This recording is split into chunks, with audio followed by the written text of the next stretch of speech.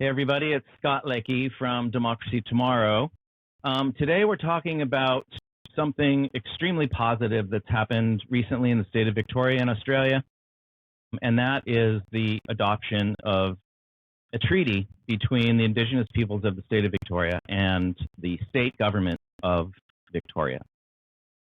This is a development which is extremely significant in countless ways in terms of strengthening democracy, giving greater access to the decision-making processes by Indigenous peoples themselves over matters that affect them in particular, and is really, I'm sure, going to grow into a model for subsequent agreements in not just other Australian states and territories, but the world as a whole. Today we have with us one of the signatories of this monumental treaty, Mr. Reuben Berg, who was present throughout the entire process leading up to it, and of course signed it on that historic day, 13 November 2025. Reuben, welcome to Democracy Tomorrow. Great to be here. Great. So what can you tell us? First and foremost, many of the viewers of this channel are not from Australia, so they don't understand the details of Indigenous life in Australia in the contemporary context, but also in a historical context. And, let me just add this little factoid that it always shocks people around the world. Indigenous people have lived on this continent for at least 65,000 years continuously, unbroken. They have never ceded the territory to anybody and have always suffered as Indigenous peoples everywhere following the colonial conquest of Australia. And now, bit by bit, step by step, things are being done to try to remedy this, but there are still mountains and mountains to go. So maybe just describe a bit of the process leading up to treaty, and then we can go into some of the nuts and bolts. Yeah, sure. So obviously our people have been calling for justice and their rights for a very long time, for generations now here in this country, and particularly here in Victoria, so in the southern states. We've often been quite progressive in advocating for rights for First Peoples and for people more broadly.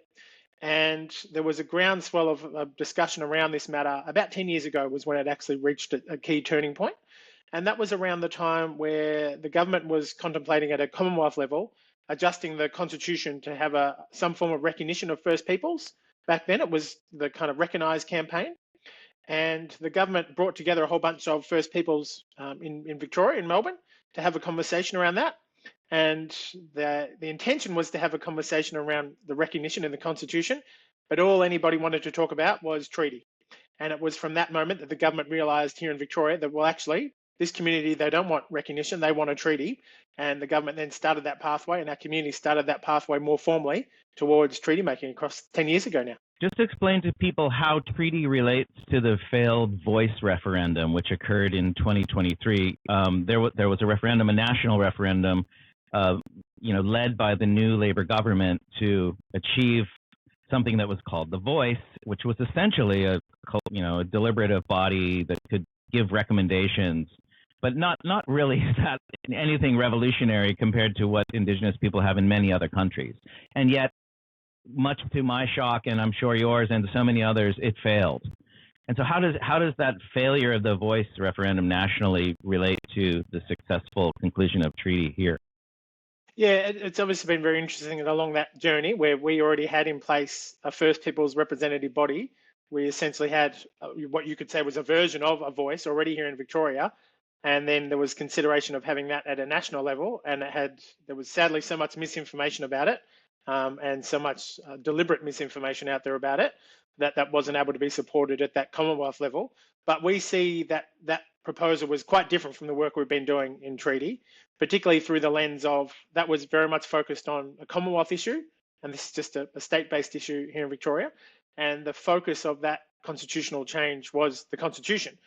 We haven't got any constitutional change as part of this. We've always been looking at a treaty as an agreement between ourselves and the state, and then looking at legislative changes, but no constitutional changes. And essentially what the referendum was about was putting in place what I would have to say was an untested model about how First Peoples could be represented at that Commonwealth level. Whereas here in Victoria, what we're doing through the treaty is embedding an existing process that's been around now for 6 years of a representative body of First Peoples. So there were quite a lot of differences in terms of what was happening there. And so it was hard to draw too many parallels from those processes. But I will say that when the voice was defeated, I was very grateful to be able to wake up here in Victoria knowing that we had something else to work towards, that we could just get straight back to work on treaties. So if anything, it made our resolve even stronger to make sure we could deliver on this first statewide treaty. Right, right. And yeah, I recall too, I mean, the amount of disinformation and paranoia and everything. I mean, it was quite similar to what occurred following the historic Mabo decision in 1992, where finally, this is another bit of information for non-Australians. You know, the legal doctrine of terra nullius was applied to all of Australian territory when, you know, Captain Cook and his guys and others came to colonize the country, basically declaring that nobody owned anything except for the new arrivals. You know, shocking. You know, these types of things continue to exist in lots of countries, obviously in different ways. But for, you know, around 200 years or more, that was the legal reality of Australia. You know, and let us also recall, of course, that the very first piece of legislation adopted after Federation was the White Australia policy. So, you know, this is a very deep-seated series of problems that involve, you know, a dominant colonial culture oppressing the original inhabitants of this place, which I again emphasize 65,000 years. So, hey, Europe, 65,000 years, a little bit longer than you know, a little bit longer than everywhere, basically. And I mean, it's taken that long to reach the stage we've reached. So how long would you say, like, what was, you know, the real serious phase? I know people have been thinking about treaty forever at a national level and all the way back in the, you know, 50s and 60s. But how long did the Victorian process actually take from kind of the initial phases until the final conclusion?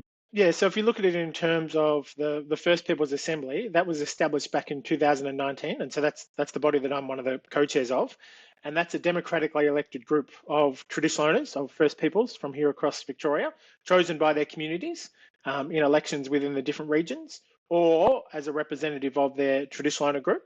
So that started back in 2019, and that came off the back of a whole lot of work that was done by the Victorian Treaty Advancement Commission.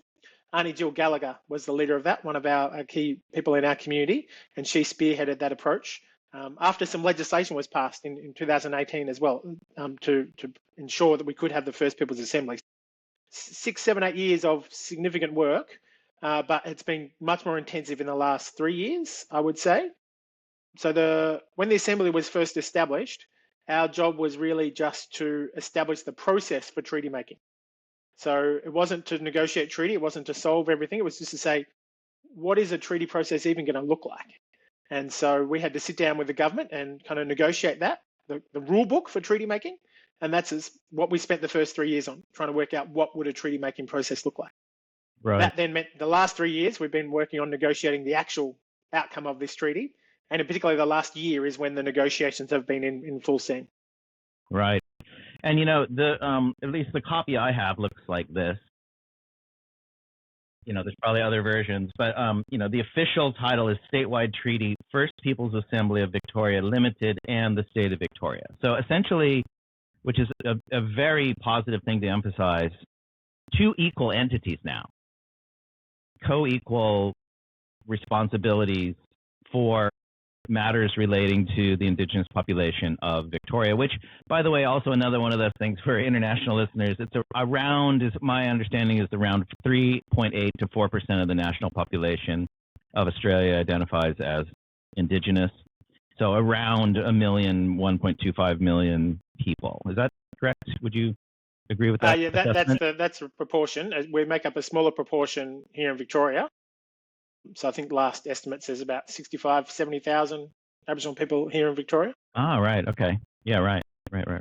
And, you know, one thing, we'll get to this in a minute, but, you know, one of the really, I guess, actually the overarching sentiment of treaty, you know, viewed from somebody who was not involved in the process in any significant way, obviously supportive of it, but not the nitty-gritty details, is the spirit of it. You know, the spirit of a law or the spirit of a treaty is so important. You know, it's not just the actual provisions, Article 19.7, you know, it's what does it feel like, you know, when you're reading it? And when I read this treaty for the very first time, I mean, not only did it feel like this incredible breath of fresh air, like finally some reason, pervades the atmosphere instead of this, like, we're the dominant party, we're the weaker party, we hate you, and blah, blah, blah. Not at all. And the amount of conciliatory language in it, the amount of respect involved in it, the amount of recognition of the importance and the centrality of Indigenous culture to the history of this country and to the present of this country, the commitment to carry out another apology at some point in time in the future, adopt new treaties, et cetera, was really there. And it was really like you could see, and reading between the lines, you could really see and feel that there was, no treaty is easy to draft or to get agreement on, but this one really kind of captured the essence of let's move forward together. It's not us versus them. We're all in this together. Us as Indigenous people, I speak on your behalf, getting rights doesn't mean we're taking rights away from you, dominant culture. It means we all have rights, therefore we're a better society. We're a stronger democracy. So, I mean, that was really something so nice to see in this world of so much conflict and carnage and disrespect and human rights violations and war crimes and you name it. And I really, really urge people to look at this treaty as a model for what you can do in your own countries, either in the context of Indigenous rights or elsewhere. Agreement is possible. All of us agree on many more things than we disagree on, actually, at the end of the day. And I think, it's a really, really good example. So let's get into some of the nitty-gritty details of it. I guess the most important element of it, in a way, is the formal establishment of the First Peoples Assembly as an equal partner to the state government of Victoria. And I guess Victoria these days has about, what do we have, 7 million people or something around there, 6 or 7. So, and we have elections every 3 or 4 years. We have a very strong Labor majority for a long time. The Labor government has run Victoria, I think, 21 of the last 25 years, something like that. It's quite a strong. It's the most progressive state in Australia. Kind of the Australian Capital Territory, where Canberra is, and Victoria are the most progressive. So we don't count them. They don't count. Yeah, I know. They're only a territory. So yeah, talk to us about the First Peoples Assembly. How many people are in it?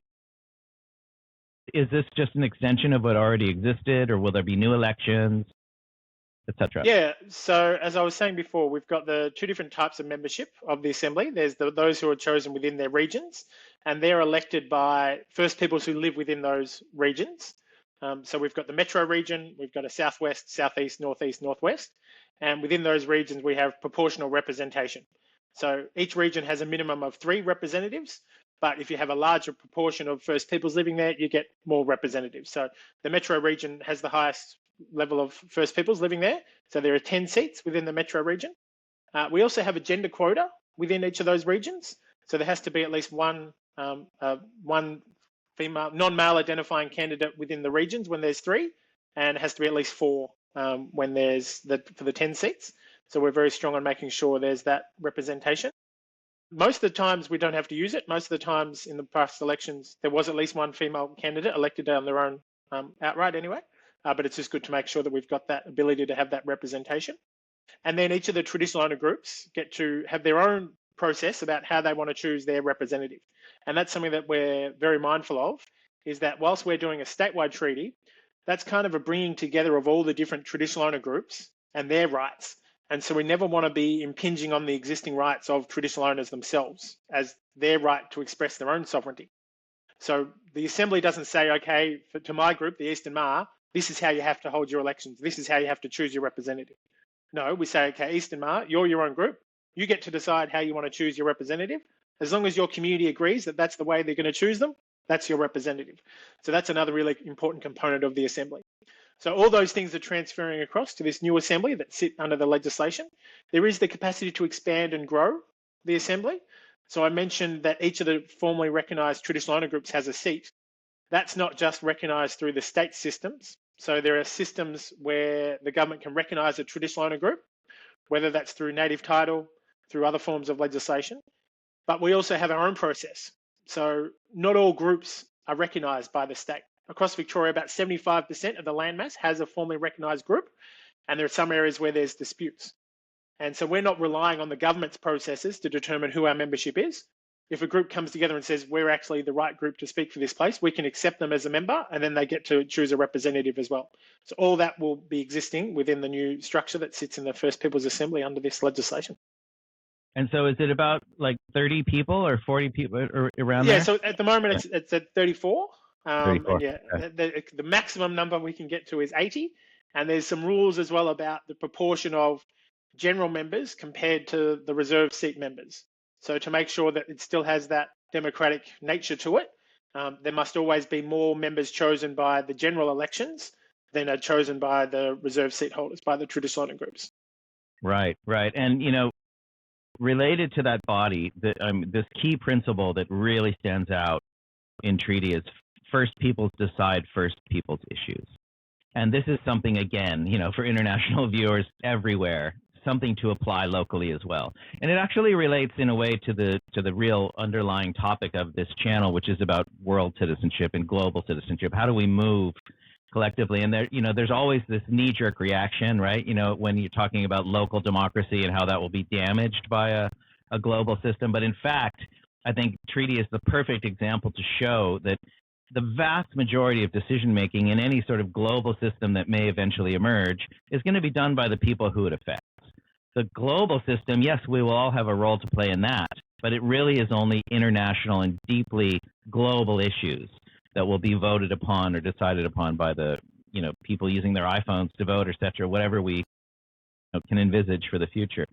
But it's all about first peoples deciding first people issues. And, it took long enough, like historically,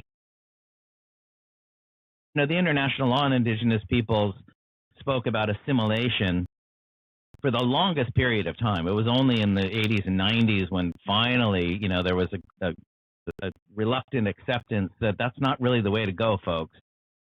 10% of the world population does not want to be assimilated. They want to be able to exercise their culture and their language and everything else on equal terms. So this body is actually going to meet. There was a phrase in here that said they get an allocated room within the state parliament building in Melbourne, NARM. And you'll meet presumably every so often, and members are able to put motions on the floor about what to discuss. And then how much actual legal power will this body have vis-a-vis the state government? Yeah, so the actual meetings of the Assembly, what we call our chamber meetings, as we have done, we'll intend to continue to move those around the state, because it's a really important principle of ours as well that we're not metro focused, that it's not about the cities, it's about the regions as well. So whenever we do meet as the Assembly now, we make sure that we move across to the different regions. So we meet in Ballarat, we meet in Portland, we meet in all the far-flung parts of the state. We were just up in Mildura last month for a meeting. And so we'll continue to do that as the future Assembly. The space we have in Parliament is more of kind of an office space that we can go and use in between having our meetings with the members of Parliament, which we'll be able to do. But one of the powers of the future Assembly is the ability to address Parliament once a year. So once a year, there'll be a joint sitting of both houses of Parliament, and the leaders of the Assembly will get to make an address to those both houses of Parliament to be able to tell them what is important from a First Peoples perspective, which is really, really key. There is also the ability for us to meet with the Cabinet, with all the ministers, at least twice a year. And then there's also some specific decision-making powers, and it relates, as you said before, to issues about First Peoples business should be decided by First Peoples. And one of the key ones that's been identified initially as one of those powers that will sit with the Assembly is actually around identity. And it's an issue all around the globe, as you well know, about how people might want to choose to identify and their connections to their cultural roots. And it's an issue we have here in Australia and in Victoria. And there is a process around the criteria for how you would determine whether someone is considered to be an Aboriginal or Torres Strait Islander or not. And how that's applied can vary, how it's used can vary. And so this treaty ensures that the rules around how people confirm their Aboriginality sits with the Assembly. So First Peoples will be able to decide the processes that First Peoples identify, still within the rubric of the existing components, which are around identity and descent and your cultural connections. but it's how we confirm those. That process will sit with us as First Peoples. So, I mean, in effect, it's concretizing this basic overarching right to self-determination, at least, that fundamental core component to all the human rights treaties in the international lexicon. This is one step towards ever increasing self-determination, that basic fundamental underlying principle that pervades all of international law, not only Indigenous law. So it's so incredibly positive in that light. So in terms of the issues, the First Peoples decide First Peoples issues, what do you think some of the first issues will be that will be discussed and actually formulated into a proposal that will then be presented to the Parliament? Well, so we don't, those types of rules that I talked about in terms of the confirmation of Aboriginality, we don't have to present those to Parliament. We will have the ability to just make the rules about that as whatever we would see fit.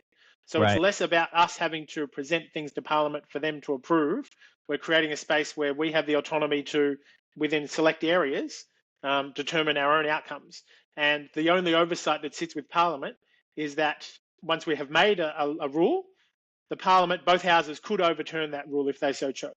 So we're still having to respect and honour the parliamentary sovereignty, that there is this Parliament that exists, but we have our powers as well. So we're not creating a completely different, separated system. And it's always really complicated to talk through all those different nuances, but it's important to say that we're not creating a totally siloed system. We still sit within the democratic system that exists. We just have some bespoke powers that sit within that. And Parliament still has the overarching ability to say, well, actually, yes, you've come up with those rules, but we as a Parliament have decided to change those rules or revoke those rules. But we're not having to create a rule and then give it to Parliament and say, please, sir, can you approve our rule? We approve it, and if they choose to, they can take an action to overrule it, which is a very different dynamic and one that's really important to recognise.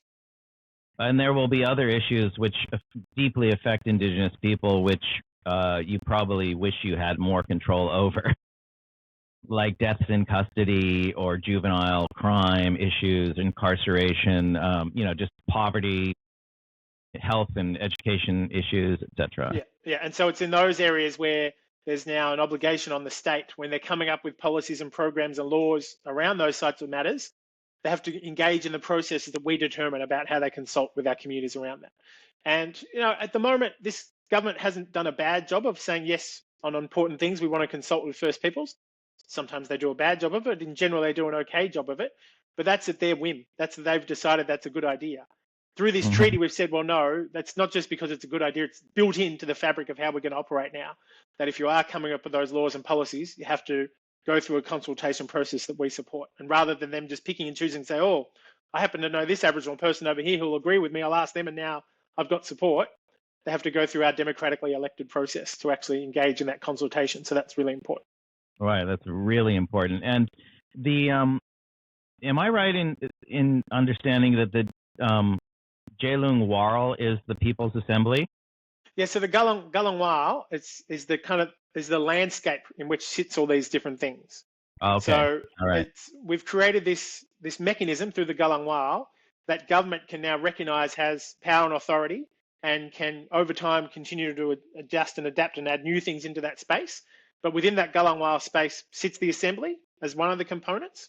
But there's a few other components too, including the Ninma Nyanyawara, which is the accountability mechanism. We see again and again and again that government have all these policies and programs about First Peoples, but they never actually do anything about them. They don't actually deliver on them.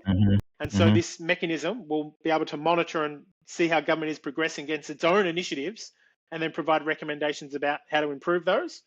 And the other component will be the Nyunyu Ruk Talkuna, the truth-telling component that will be an ongoing part of this Gullang Wal space. Right, and that was another one of the components of treaty that it needs to be truth-telling needs to be included within the educational Victorian curriculum of Victoria. So all students at all levels are going to learn the truth once and for all about what went on here. Yeah, which that's is right. Also something, people internationally also should know. You may presume, if you've never been in Australia, that the history of Aboriginal life here is widely known to the population at large, and it very much is not, at all levels. even at a cultural level where you might see it more frequently, or even in sports where you might see them playing football. Australian rules football, greatest sport in the world. But yet at a legal level, at a displacement level, at a land dispossession level, at an incarceration level, it's really, it's absolutely brutal. And yet most people, most places don't fully understand the nature of that, or the scale and the ongoing nature of it to this very day. And when a people are colonized by outside forces and not welcomed in, the consequences are extremely predictable, and it's happened all across the world, it really is a breath of fresh air, not just treaty here in Victoria, but the way in which Indigenous rights have risen up the international agenda, and the United Nations Declaration on the Rights of Indigenous Peoples has been approved. There's deliberative bodies comprised of hundreds of different Indigenous groups that meet annually at the General Assembly in New York. There's more and more embrace of some of the cultural and traditional practices of Indigenous peoples that were kind of largely unknown and not respected in the past but are now, and so on and so forth. So, I think the general trajectory is in many respects good, going up. It's not going down like it was for hundreds of years. It is slowly going up, but there's still, like I said before, mountains to climb. Another thing in the treaty, of course, is talks about place naming and the increased use of traditional and language place names, because, people are really shocked. Obviously, you can tell from my accent, I was not born here. But I've lived here, 15 years, and I've been to New Zealand, of course, many times, and all around the world, worked everywhere. But, it does strike one when you go to New Zealand for the first time, how much more extensive Indigenous language is used there than here. I mean, the name of the country. I mean, people, more and more, almost everyone refers to it as Aotearoa now. You increasingly don't hear New Zealand. Every street, every city, so many other things, processes, societal processes. It's starting to happen here. But how do you hope it will play itself out vis-a-vis the treaty? Yeah, it's starting. I think one of the challenges we have actually here in Victoria and here in Australia is the diversity of our languages. So, there's more than 300 languages across the whole country, and 40 some languages here in Victoria. And so it's a bit more complicated to just say, well, let's get everyone to learn English and just one other language. Wow. When it's actually, there's different languages. So we can't just have one name for Victoria, because there's 38 different groups at least who say they have got a name that they'd want to use. Right. So that does make it more complicated, but that's why if we can focus on place names, that's a really good way to do it, because there's one group who would have a name for that place, and we can try and start using that. And so through this treaty making process, that's going to be streamlined. So the First Peoples Assembly is now recognised as a place naming authority, which doesn't mean we have carte blanche to just go and name places whatever we want. It just means we can streamline the administrative processes around place naming and really work with our traditional owners to say, well, what places do you want to see return to their name they've had for thousands of years? We can then fast track that process, still sitting within the existing democratic processes, but just have a more streamlined approach to it. And I think that's something that, all Victorians should want to embrace, the ability to better connect to the places they've been living, to connect to the more than 65,000 years of culture that they've got, just around the corner from their house that they might not know about.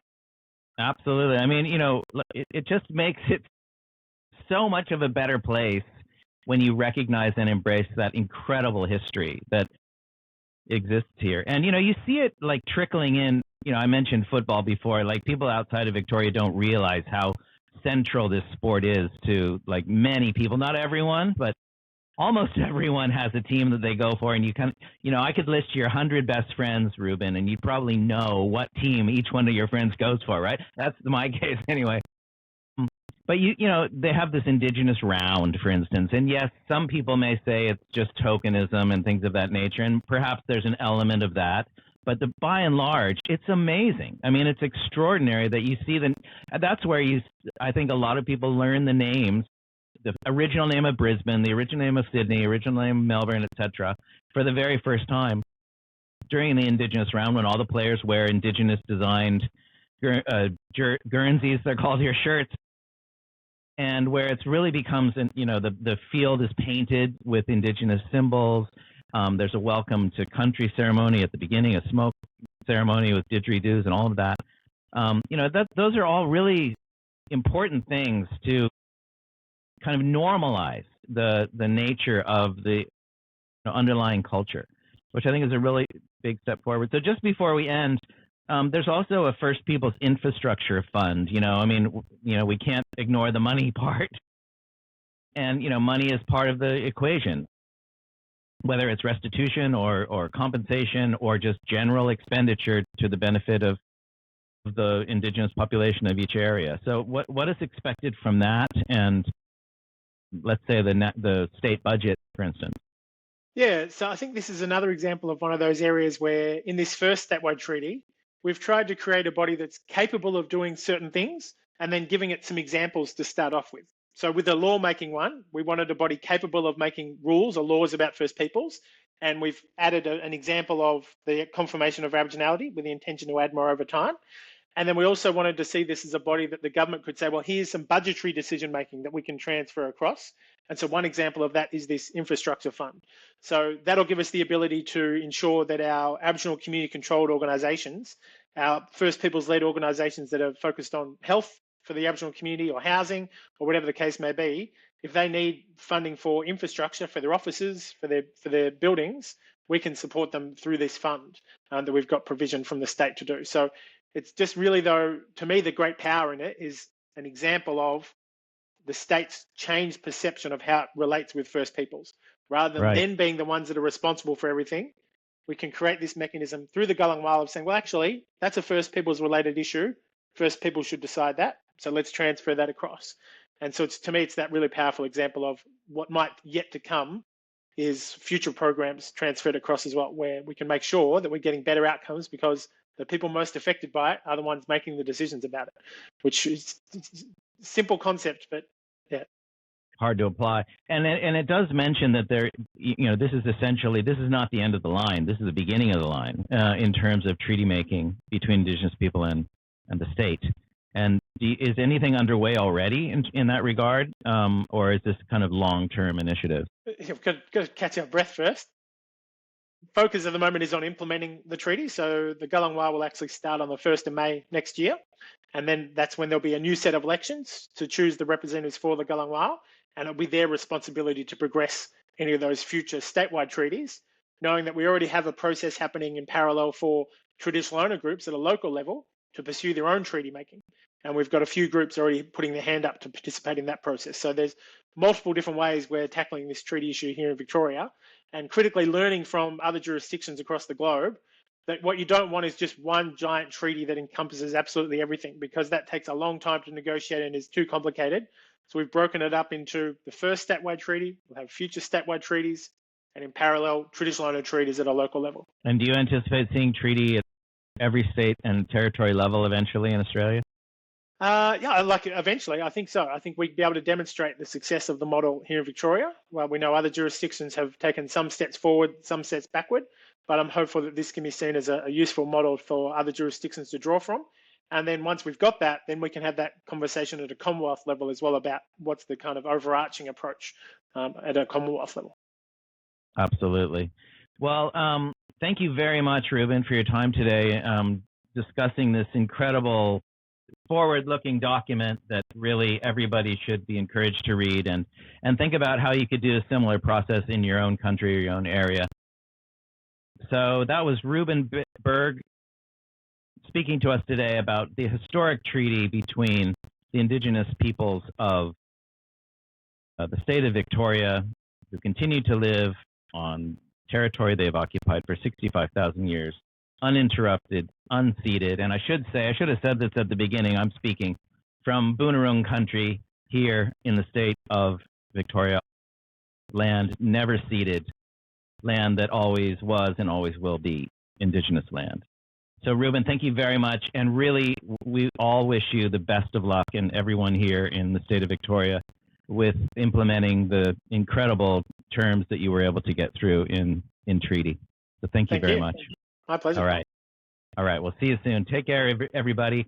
And we'll be back soon with the next episode, which will deal with something completely different, which are the election results in Honduras and the, let's just say, less than positive role played by their large northern neighbor. So thanks for watching. Please subscribe and like, and we'll be back soon with another edition of Democracy Tomorrow.